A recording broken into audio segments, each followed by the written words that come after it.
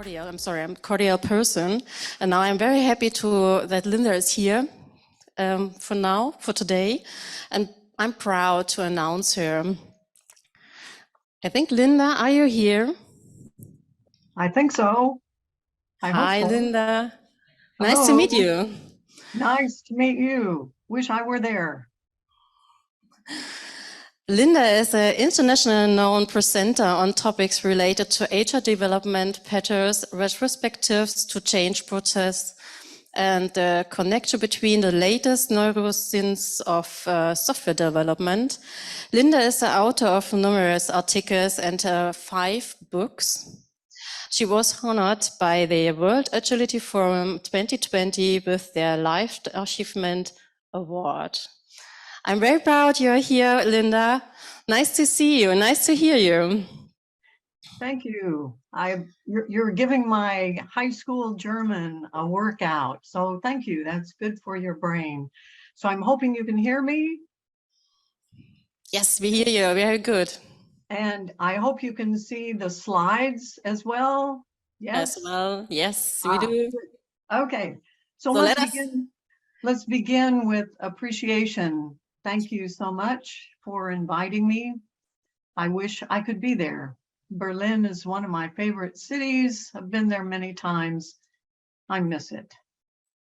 So if you think that this presentation is worthwhile, then what you might want to do is send me some email and ask for the PowerPoint so you can translate it to German or whatever. I don't care.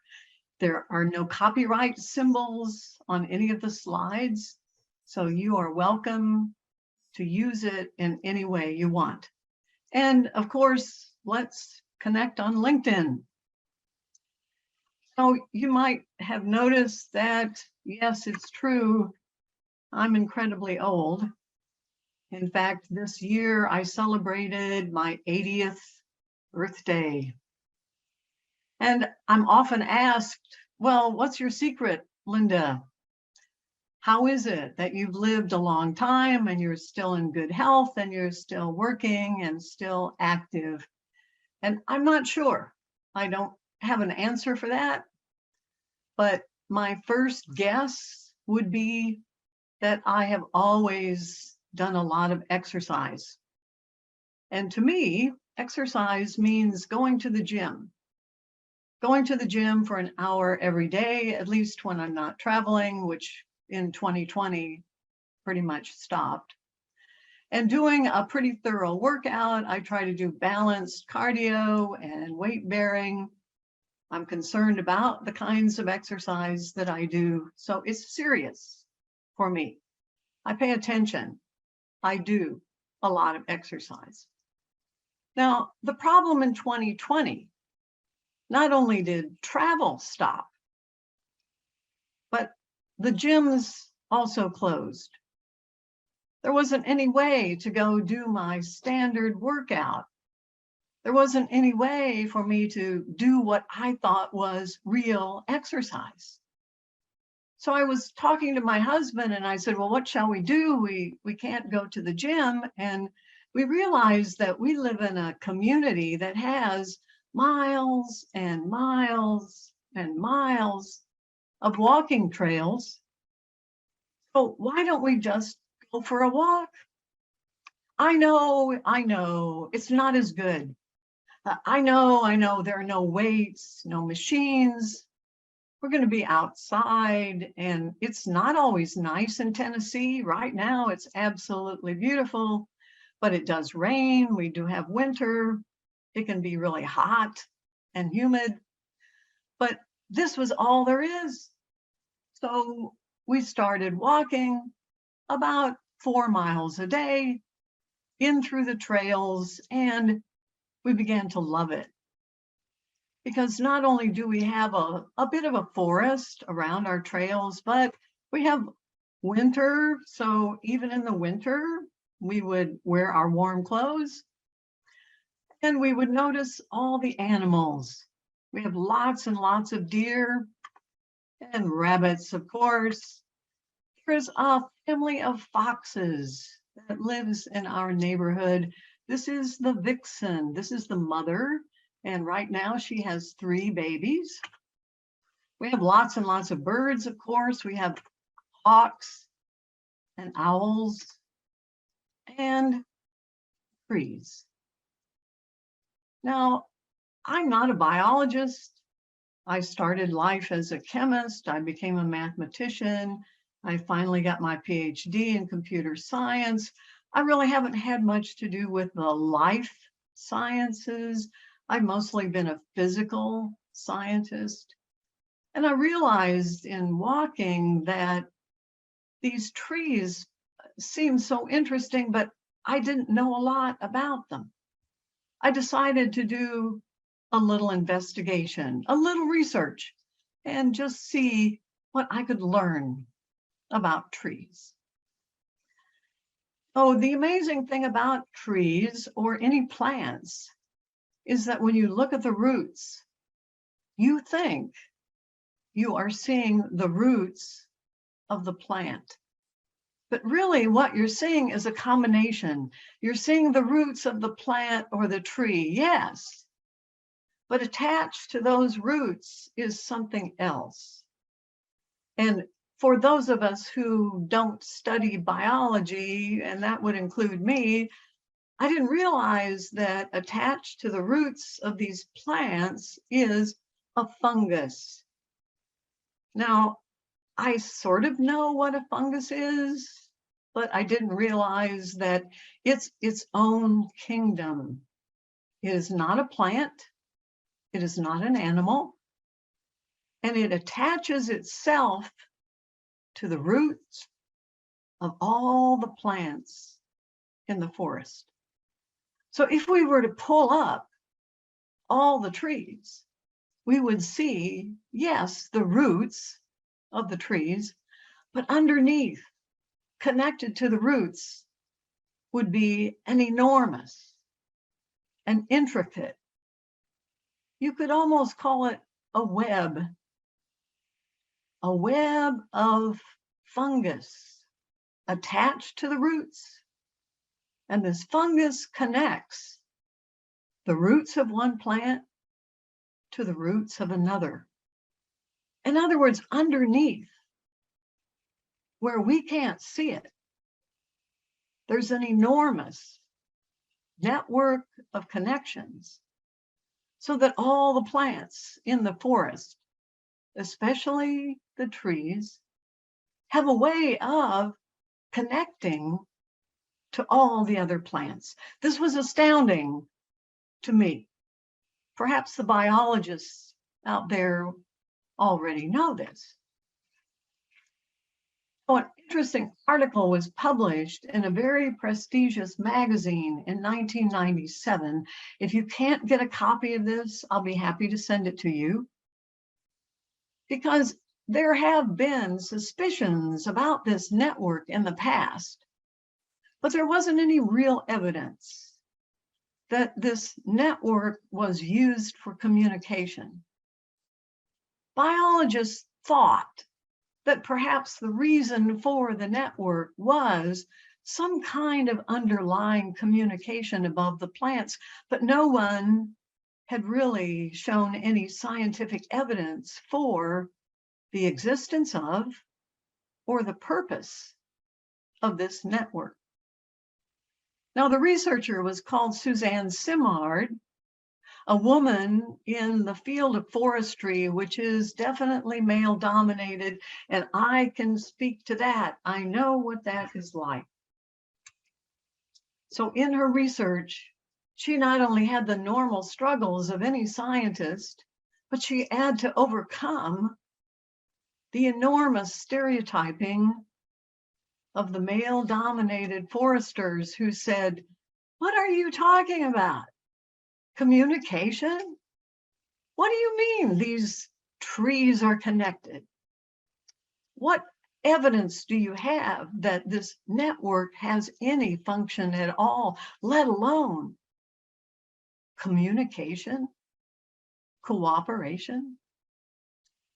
And in her research, that is exactly what she showed, is that in a forest, all the plants are connected by, well, the editors of Nature thought that at the time there was a lot of interest in the World Wide Web, so they coined this phrase to describe this underground network. They called it the Wood Wide Web. It was a feature article in 1997. Again, if you'd like to get a hold of it and you can't find it, I'll be happy to send it to you. Luckily, at this time, there was also a book by Suzanne Simard that I got, and I highly recommend. I know you have too many books to read, but this one is especially interesting. It not only describes the travails and adventures of a woman scientist, which I think is interesting in itself, but she describes in detail how it is that she was able to show scientifically that the trees in the forest are not only connected by this wood wide web, but they talk to one another. They collaborate. They share information. Especially certain kinds of trees are in the business of sharing and helping. I don't know about you, but I've always thought of a tree as, well, a standalone, not very agile entity in a forest.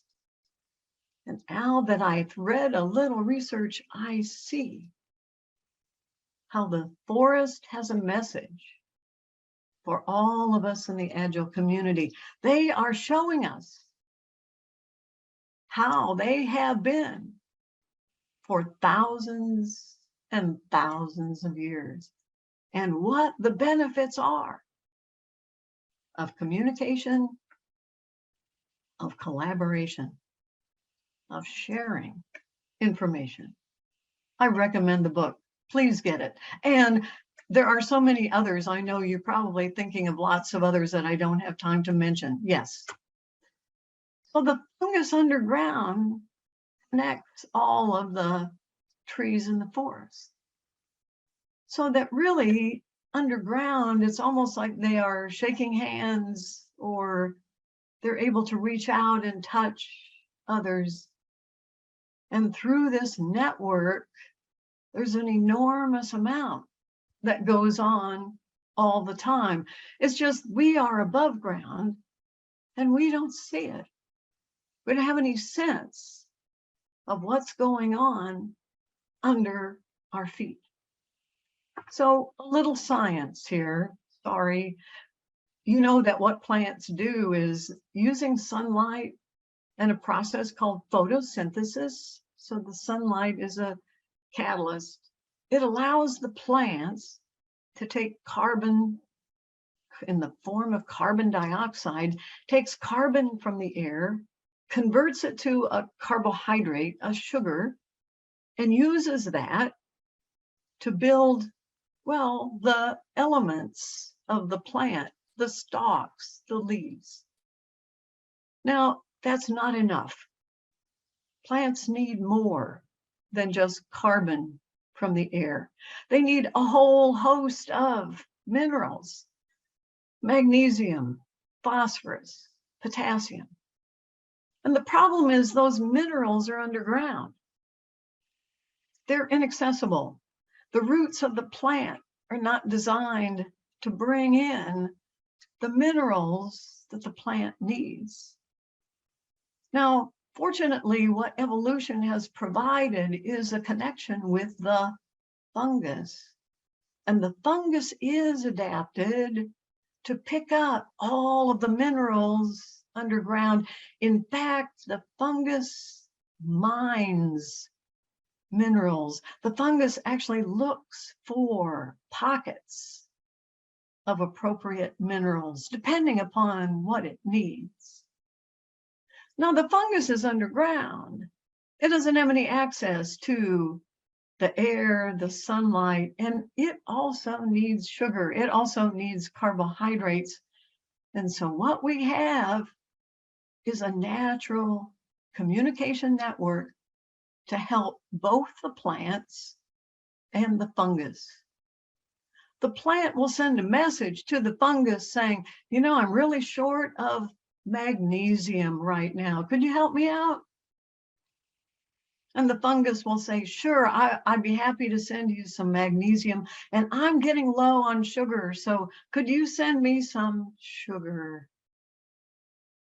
And as strange as it may seem, they not only tell each other what they need, but they supply it. Sure, I'll be happy to send you some magnesium. Absolutely, here's some sugar. Not only hate and share, but each plant in the forest, since it's connected via the fungus to all of the other trees, can also reach out and share information, share nutrients with the other trees and plants in the forest, saying, I'm not sure, I have a disease of some kind. I think maybe the beetles have been attacking me and I need some help.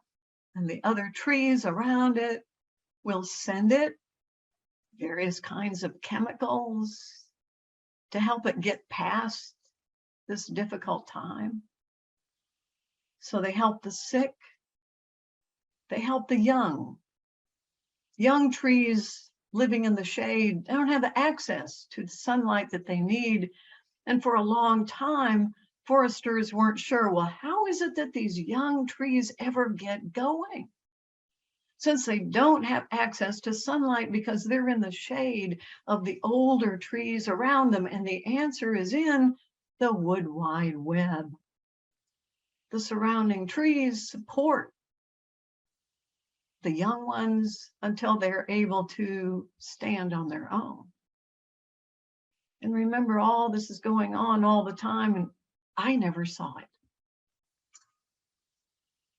Trees are not only very good at collaborating and communicating, but what I also learned in my research is the trees are here to help us. The first experiment I read about had to do with people who had surgery, who were in a hospital recovering from a particular kind of surgery. The social scientists, in their wisdom, decided to do an experiment. They allowed a random selection of patients to recover in a room where they had a window that looked out on trees. Randomly selected also another group of patients. Well, they were in a hospital room to recover, of course, but they didn't have any nice view of greenery or trees. All they saw was a brick wall. Now, this was in the same hospital. They received the same care. They had the excellent surgeons, the wonderful nurses, the amazing drugs. Everything else was the same. Randomized selection put them either in a room with trees or a room with a brick wall. Would you think it would make a difference? Absolutely, significantly. And that's what scientists are looking for, of course, a significant difference. And what they saw, that those who were in the rooms where they had a view of a tree, they didn't need as many painkillers. They were not in as much pain. They were not as anxious. There are all kinds of problems that people have after surgery, and it does make people anxious. They had fewer of the side effects, headaches, nausea, problems going to the bathroom. There are all sorts of issues after surgery. And just shorter time in the hospital. So when I read that research, I thought about you. This was in 2020. Everybody was at home. everybody was working in an office of some kind at home, or maybe just at your kitchen table. And I thought, if it makes such a difference for people who are in the hospital, what about you? What are you staring at all day? Are you staring at the equivalent of a brick wall? I wonder.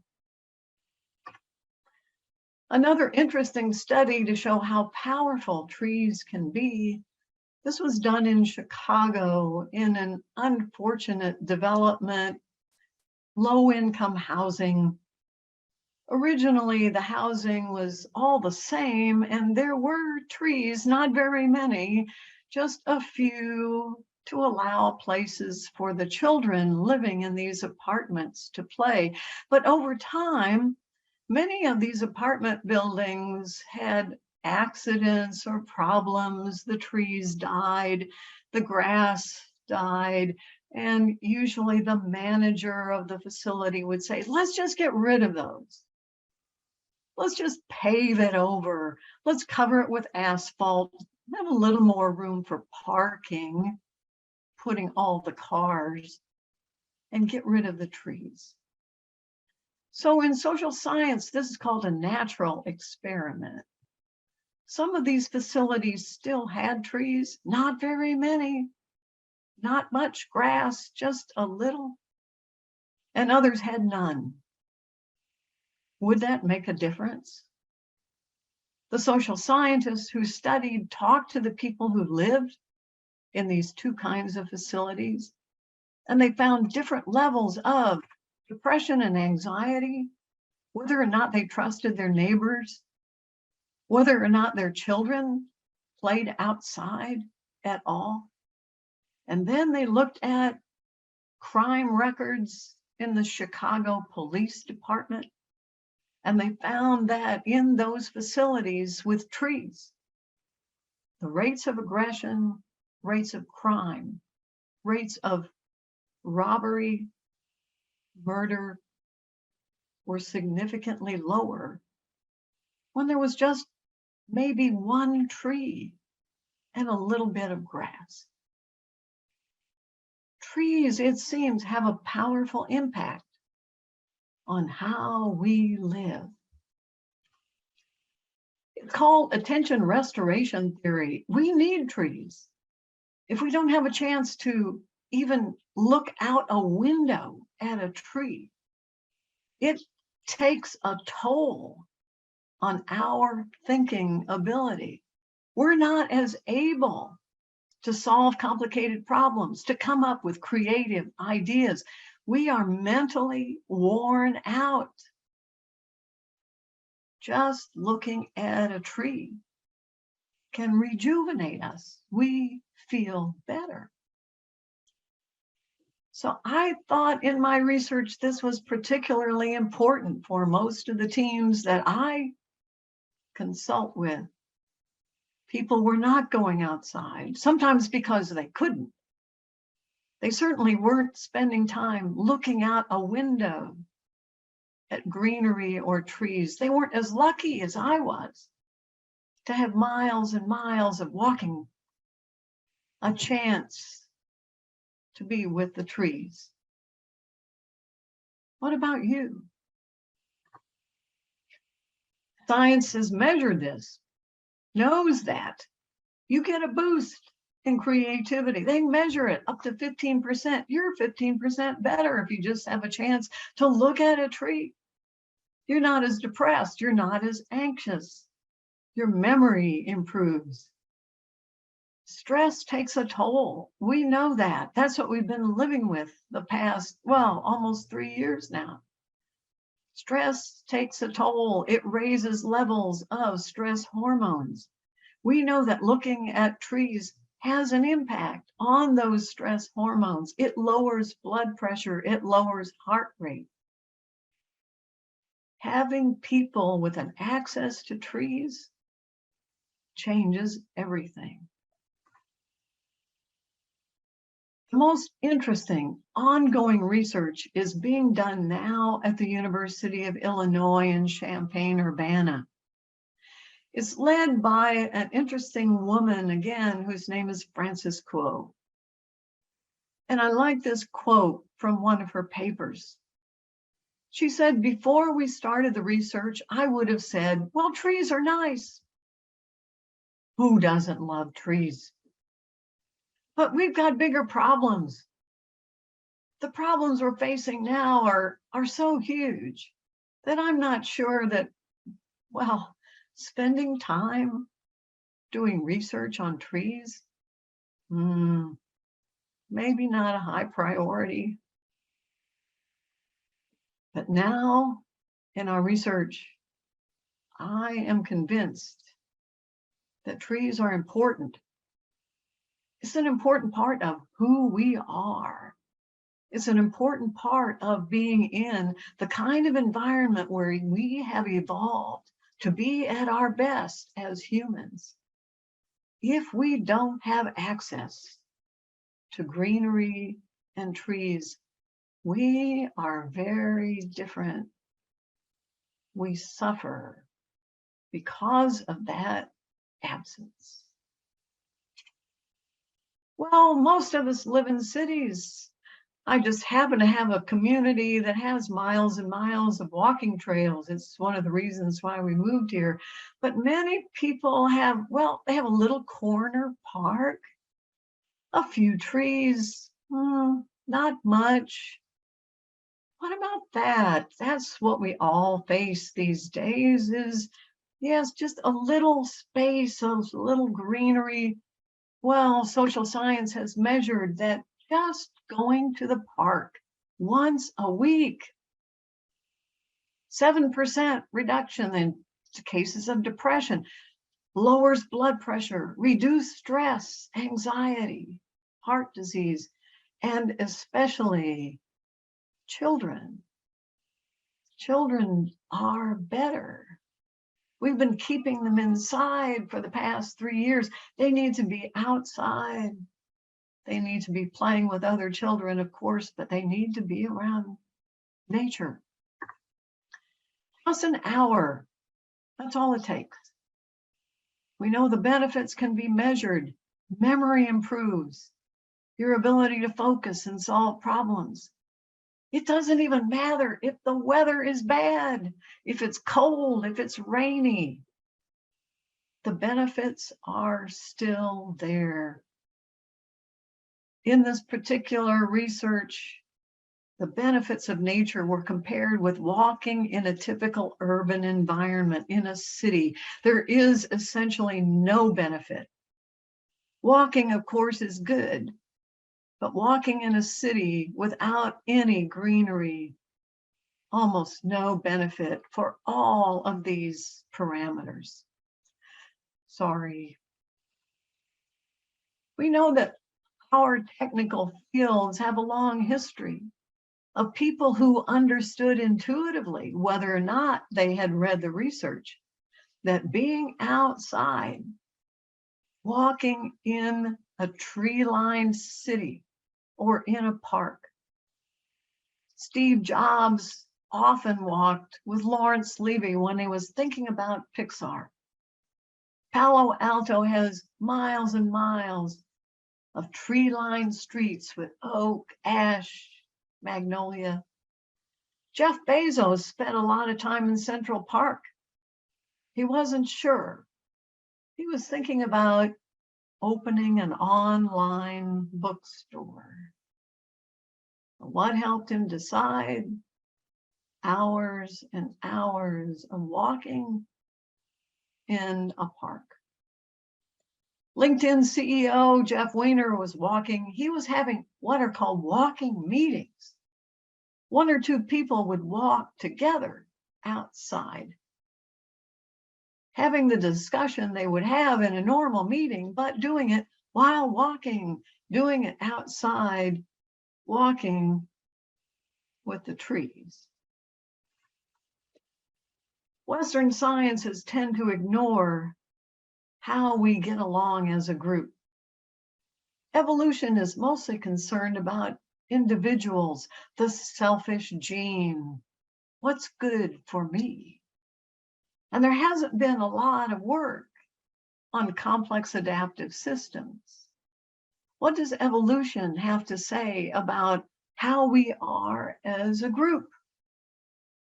And whether or not what the trees are doing is evidence of what has been best for humans in our evolutionary past.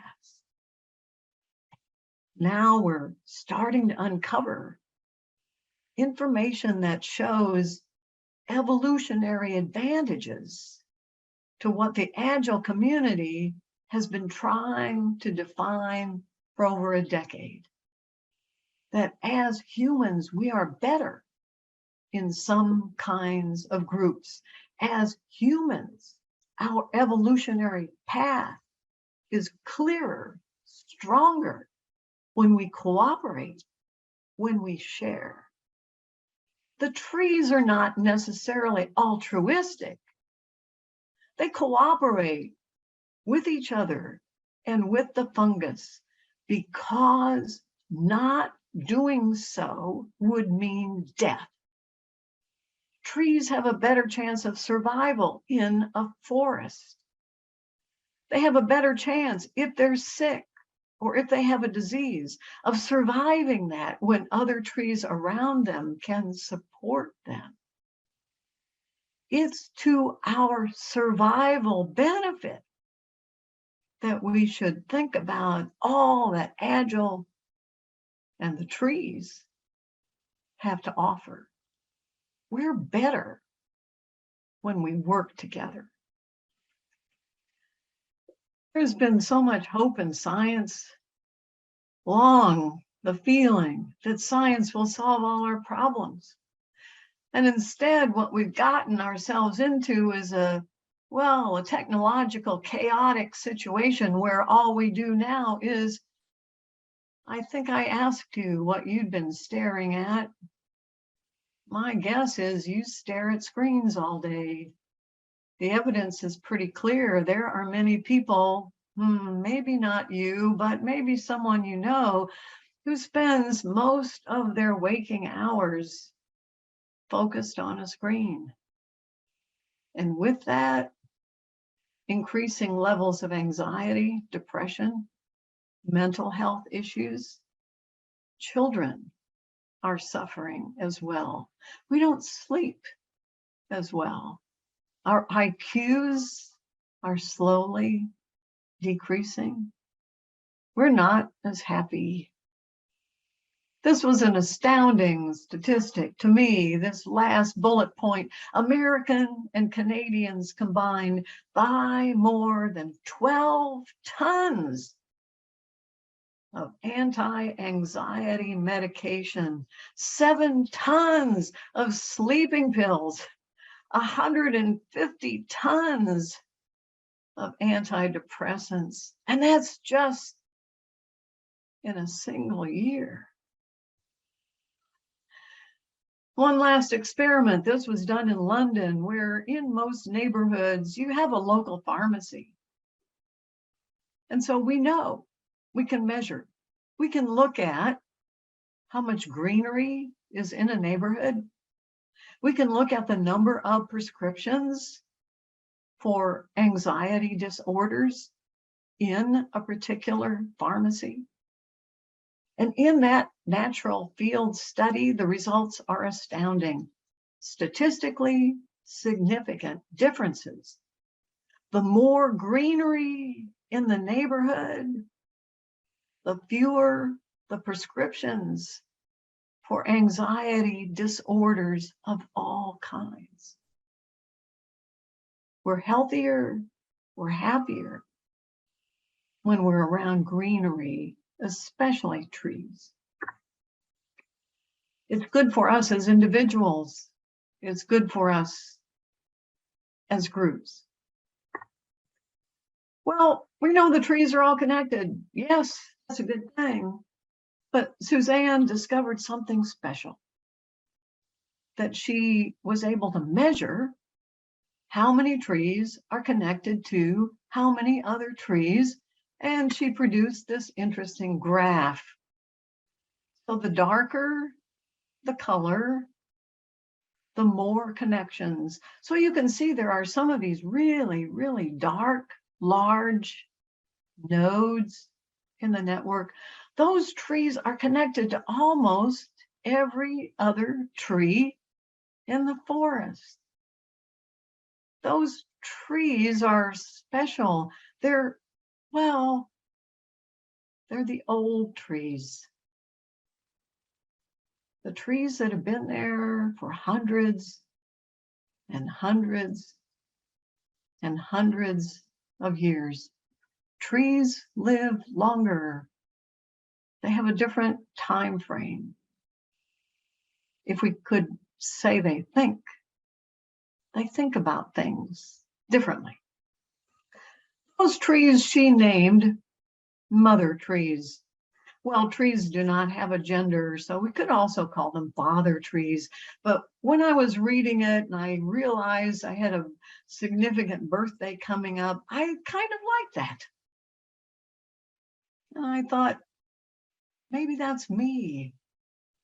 These mother trees, they take care of the others. They seem to know who their children, the young trees of the same species, but they help all the youngsters. And when they die, they give back.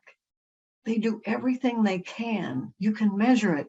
They send out, as they're dying, all of their resources to all the youngsters in the neighborhood to help them become healthier.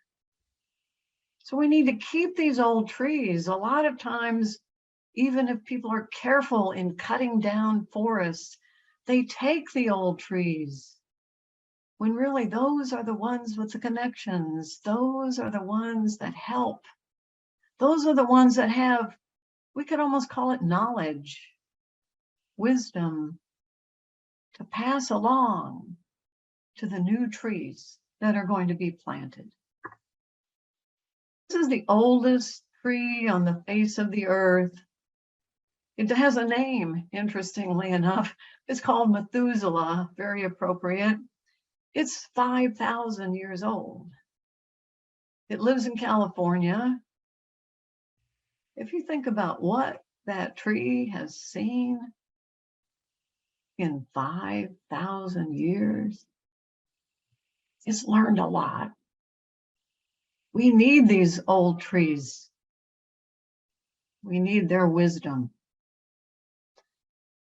So I learned a lot in 2020.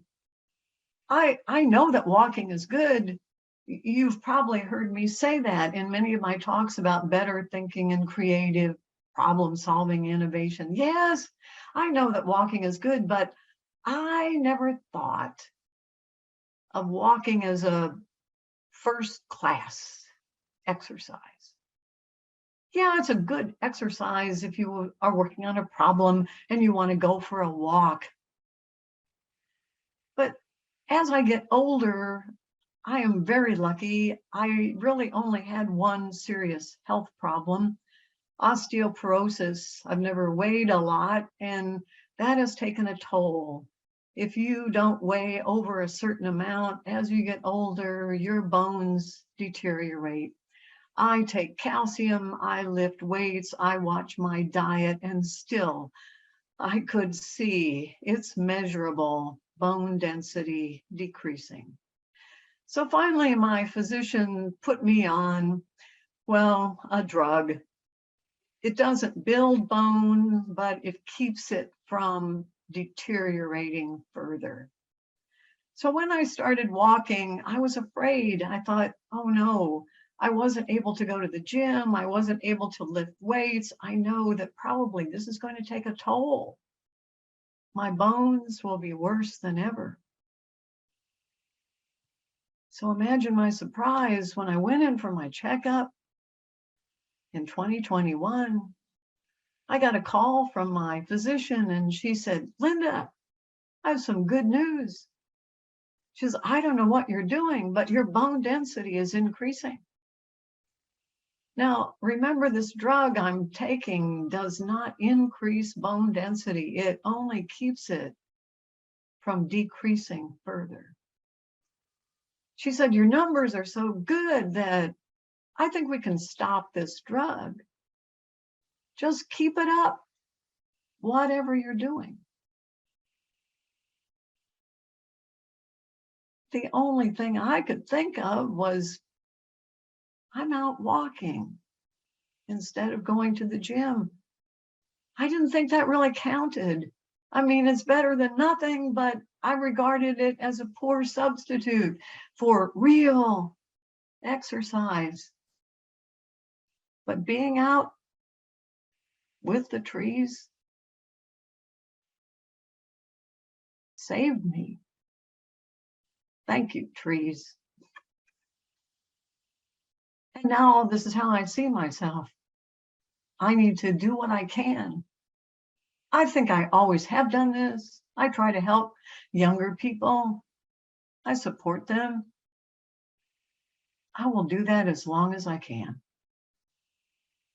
But this past year, I've also realized there's going to be a time when I can't do that anymore. So my husband and I found a nature conservancy site that does green burials. No coffin, no chemicals. You're just wrapped in a linen cloth and you become a tree. I think a red maple for me would be nice. But what can you do? The first thing on your list, yoga is nice. I saw you're having yoga. That's wonderful. I'm a big fan of yoga, but please find a way to go outside. Find some little park, find a tree, find some greenery, go outside. And if you can just stay there for a few minutes, even 5 minutes, think about it when you go back to your office. If you are getting together, go outside and have a walking meeting. Pictures are okay, screensavers, okay, but what's really good is a real plant. I have a list of plants that do really well inside, and I'm sure you can find some. And I hope you have a window somewhere in your home or in your office. Maybe it's not close, but if you can just walk over and look out that window, just spend a few minutes. Remember the people in the hospital, that's all they did was look out a window. They weren't going outside. They just looked at a tree, looked at some green space. This is a wonderful technological innovation. It's called Orca. Yeah, I know, as a technical person, we love technical solutions, and this is one. It's supposed to help climate change. It's going to remove all the excess carbon dioxide from the air, and it's going to pump it underground. It's going to save it so that our air quality improves and hopefully global warming will be somewhat improved. It's supposed to take 4,000 metric tons of CO2 from the air every year. Those people who are upset about it says, you know, this costs $10 million. It doesn't really do that much. And I wondered when I read about this, being a fan of technical solutions and all, I thought, don't we already have things that take carbon dioxide from the air and convert it? I think they're called trees. And maybe it would be better if we just try to improve the way we take care of what we've got, so then the trees could take care of us. We know that the forest is built on connections, on relationships, and that cooperation is key to survival. We know that when we get excited about what goes on in the Agile community, that's what we talk about. We talk about connections. And I hope what I've given you is a biological basis for that belief. The understanding that Agile's not just a nice to have. This is really how we have evolved to be better, to be like the forest, to behave like the trees, to know that we're connected, to build those connections, to become, over time, mother trees or father trees that help others. The first time I gave this talk, I got an email from a nice young person who wanted to remain anonymous.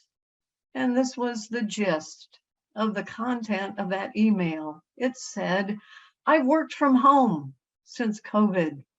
I have 2 windows in my home office, and I sat with the blinds of both windows closed for 2 years.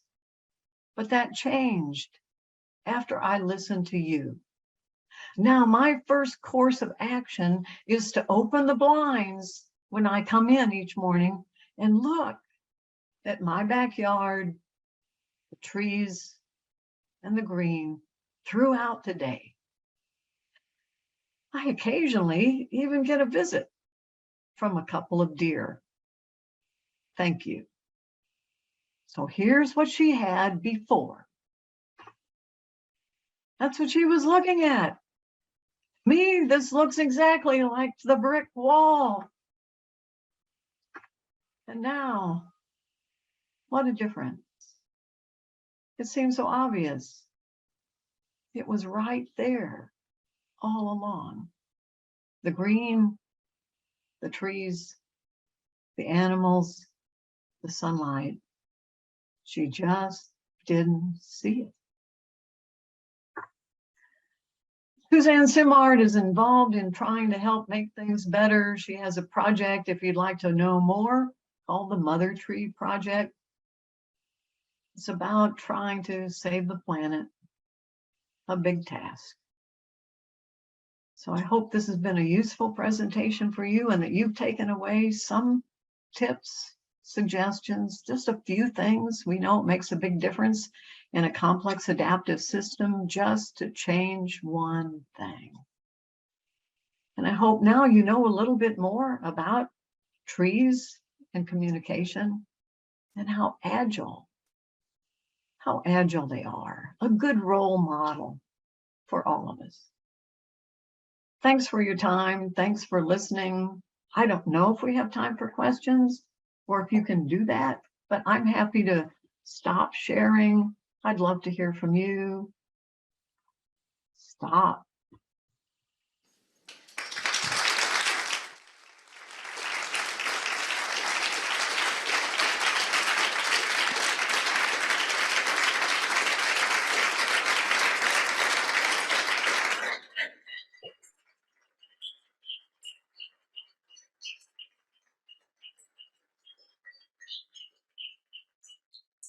Thank you so much, Linda, for these. Yeah, we have so much to learn about from the nature, from the trees. And are there some questions here in the audience or feedback to Linda? Yes. Thanks a lot for your amazing keynote. I have one question. I would be really curious, how much do you walk in the trees? So per day or per week or something like this? So when my husband and I, thank you for the question. My husband and I try to walk about a little over 4 miles a day.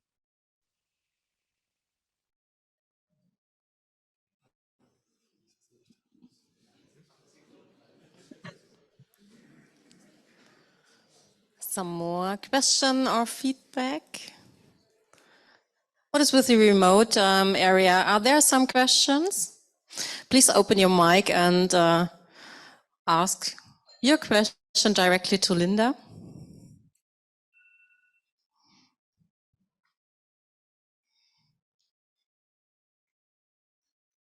All right, nothing. Thank you so much, Linda, for your time. It was a pleasure for us. Thank you. Goodbye.